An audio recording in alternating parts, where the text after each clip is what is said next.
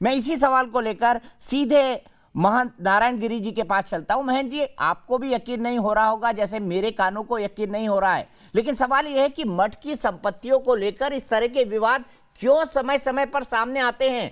क्यों साधु संत हैं उनके ऊपर लालच के आरोप लगते हैं? और क्या महंत नरेंद्र गिरि जी, जिनका इतना बड़ा और विशाल व्यक्तित्व था, क्या वो भी भ्रष्टाचार कर सकते थे? देखिए दीपक जी, ऐसा है कि मठों का संपत्ति का बात किया। मठ का संपत्ति जो है वो किसी व्यक्ति का नहीं होता है, वो तो किसी प्रबंध करता है, मेहनत होता है, वो एक चौकीदार की तरह होता है।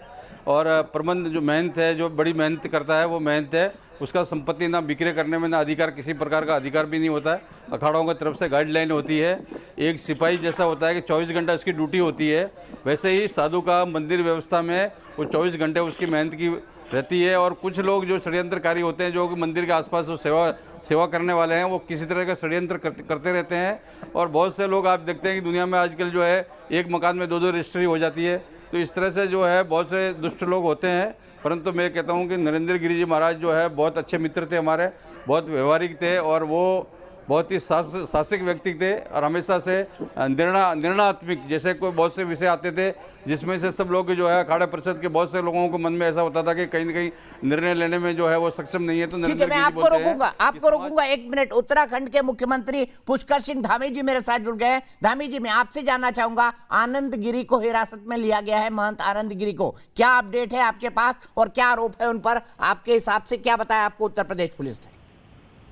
देखिए, मैं सबसे पहले तो परम पूज्य महंत श्री नरेंद्र गिरि महाराज जी के इस आकस्मिक निधन की जो समाचार हम लोगों ने सुना है, उससे हम सब बहुत स्तब्ध हैं, दुखी हैं। और ऐसा कदम उन्होंने उठाया, ये बड़े हम लोगों के लिए दुख का विषय है। और मैं परमपिता परमेश्वर से प्रार्थना करता हूँ कि भगवान उनको अपने श्री चरणों में स्थान दे, और उनके हजारों लाखों जो चाहने वाले उनके शिष्य हैं, भक्त हैं, स्नेहीजन हैं, सभी को इस दुख को सहन करने की शक्ति प्रदान करे। और ये तो फिर अब वो चूंकि इलाहाबाद में घटना घटी है और वहीं के लोग थोड़ा इसको ज्यादा अच्छा बचा पाएंगे, ये अभी हमारी जानकारी में आया है। और हम तो सोच ही नहीं पा रहे हैं कि आखिर ऐसा कैसे हुआ। जी, तो एक डिटेंशन हरिद्वार से हुआ है, ये जानकारी मिली है। मुख्यमंत्री जी, ये जानकारी आप तक है? नहीं, मैं निश्चित रूप से मैं अभी जानकारी करूंगा, मैं जानकारी कर रहा हूं। मैं अपने पुलिस के आला अधिकारियों से बात करूंगा अभी और जानकारी लूंगा। और हम अगर कोई ऐसी बात आएगी तो उस पर जो भी जरूरी होगा वो सब करेंगे। ठीक है, बहुत बहुत शुक्रिया पुष्कर सिंह धामी जी, श्रद्धांजलि देने के लिए, महंत जी को हमारे साथ जुड़ने के लिए। मैं सीधे महंत नारायण गिरि के पास चलता हूं। महंत जी, अपनी बात कंप्लीट कीजिए। क्या आपको लगता है महंत नरेंद्र गिरि जी खुदकुशी कर सकते हैं? आप उनके व्यक्तित्व से इतनी अच्छी तरह परिचित थे। देखिए दीपक जी, ऐसे होता है कि बहुत सारी परिस्थितियां होती है, परिस्थितियों में व्यक्ति में बहुत से एकदम तत्काल निर्णय ले लेता है। तो बहुत सारी चीज़ें ऐसी है, ये सारी चीज़ें जो है जांच का विषय।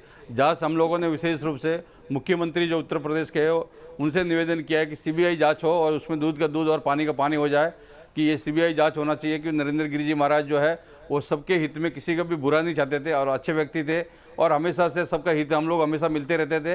अभी भी मेरे को भी 2 दिन पहले बातचीत हुआ, वो राजस्थान में थे कि उदयपुर में इनका आस्थान है एक, तो वहाँ पर उन्होंने किसी भगत से बातचीत करवाया, हमारा भी जानने वाला था, तो उन्होंने बातचीत की। तो उन बातों से ऐसा नहीं लगता था कि वो आत्महत्या करने वाले हैं। तो कहीं ना कहीं ऐसी परिस्थितियाँ होती है, व्यक्ति को कुछ निर्णय अपने आप ही तत्काल लेने पड़ते हैं। तो मैं ये देखता हूँ कि ये बहुत बड़ा संत समाज के लिए बहुत बड़ी क्षति है, बहुत बड़ा दुख है कि इतने बड़े जो है, हम लोग को तो अभी तक विश्वास ही नहीं हो रहा है, हमारे तो पैरों के नीचे की जमीन भी खिसक गई कि हम अभी विश्वास नहीं हो रहा कि नरेंद्र गिरि जी हमारे बीच में नहीं है। जी ठीक।